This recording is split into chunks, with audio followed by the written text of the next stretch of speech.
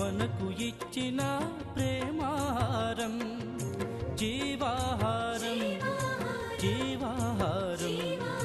ప్రభువు మనకు ఇచ్చిన ప్రేమాహారం. ప్రేమతో విశ్వాసముతో స్వీకరించరారండి భక్తులారా. ప్రేమతో విశ్వాసముతో స్వీకరించరారండి భక్తులారా.